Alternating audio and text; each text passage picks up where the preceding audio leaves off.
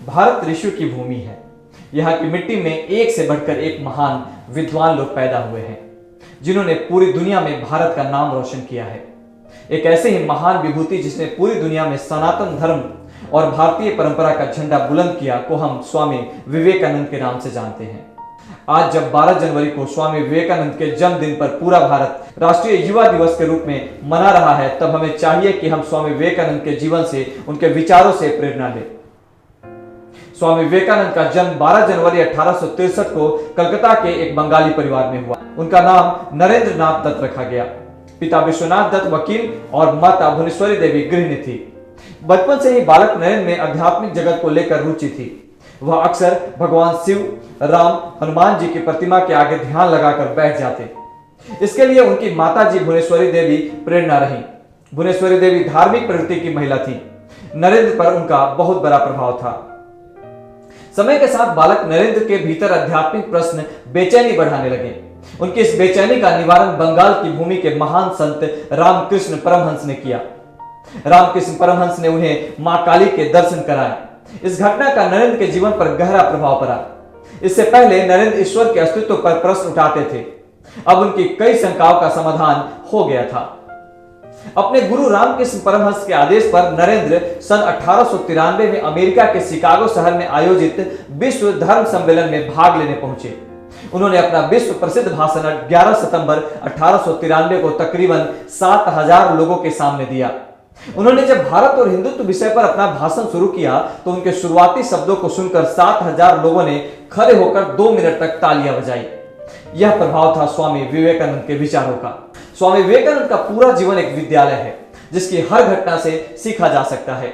हम उनके कुछ महत्वपूर्ण विचारों पर प्रकाश डालते हैं। स्वामी विवेकानंद का सबसे बड़ा संदेश भारतीयों के लिए यह था कि भारतीय अपनी सभ्यता, अपनी भाषा, अपने धर्म पर गौरव महसूस करें। स्वामी विवेकानंद ने पूरे विश्व को हिंदुत्व, सनातन धर्म, भारतीय परंपरा के बारे में बताया।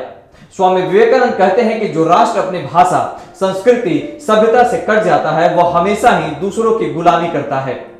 इसलिए हर मनुष्य को अपनी संस्कृति, अपनी भाषा, अपने धर्म के प्रति आस्था और श्रद्धा होनी चाहिए। स्वामी विवेकानंद युवाओं से कहते हैं कि स्वस्थ शरीर में ही स्वस्थ मन का निवास होता है। अगर स्वस्थ शरीर नहीं है तो आप अपने कर्म आधे अधूरे उत्साह के साथ करेंगे और इस कारण कामयाबी के सभी रास्ते आपके लिए बंद हो जाएंगे। अपनी इसी बात को समझाने के लिए स्वामी विवेकानंद कहते हैं कि मैं तुमसे कहूंगा कि तुम गीता का पाठ करने की जगह खुले मैदान में जाकर फुटबॉल खेलो।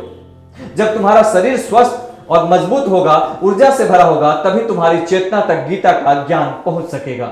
उठो, जागो और तब तक मत रुको जब तक लक्ष्य की प्राप्ति ना हो जाए। स्वामी विवेकानंद का भारतवासियों के लिए सीधा संदेश था कि अपने जीवन में लक्ष्य के प्रति जागरूक और समर्पित रहो।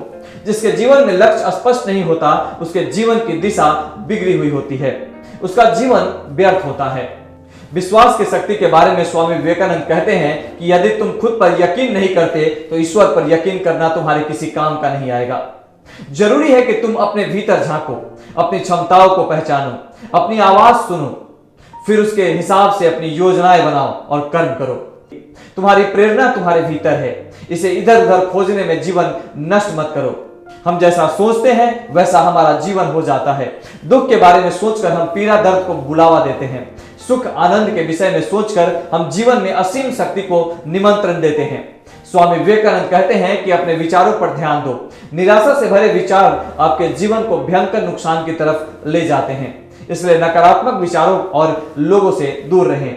अच्छा सोचें, अच्छा कर्म करें, जीवन का संघर्ष जरूर समाप्त होगा। कर्म की शक्ति के बारे में स्वामी विवेकानंद कहते हैं कि शिकायत करते रहना अज्ञान व्यक्ति का काम है। जीवन में दुख खोजते रहना अज्ञानता है। आप ईश्वर की संतान हैं। आपके अंदर असीमित शक्ति है, ऐसी शक्ति जो पूरी दुनिया को बदल सकती है। जरूरत है कि आप अपनी आंखों पर अज्ञानता का पर्दा हटाएं और पहला कदम उठाने की कोशिश करें। जब आप पहला कदम उठा लेते हैं, आगे का रास्ता खुद ही बनता चला जाता है। प्रकृति हर कदम पर आपका ख्याल रखती है। आपको बस पहला कदम उठाने की हिम्मत करनी है। स्वामी विवेकानंद के इन विचारों को हम अगर अपने जीवन में उतार लें तो फिर कोई दुख, कोई पीड़ा, कोई निराशा हमारे नजदीक नहीं टिक पाएगी। ऐसे महान संत को हृदय से प्रणाम। अगर आप हमारा वीडियो YouTube पे देख रहे हैं तो हमारे इस चैनल को सब्सक्राइब करें। अगर आप हमें Facebook पे देख रहे हैं तो हमारे पेज को लाइक करें। और अगर आपको यह हमारा वीडियो पसंद आता है तो आप हमारे इस वीडियो को ज्यादा से ज्यादा शेयर करें। आप सभी का फिर से इस राकेश सांडिल्य मोटिवेशनल स्पीकर की तरफ से बहुत बहुत धन्यवाद। नमस्कार।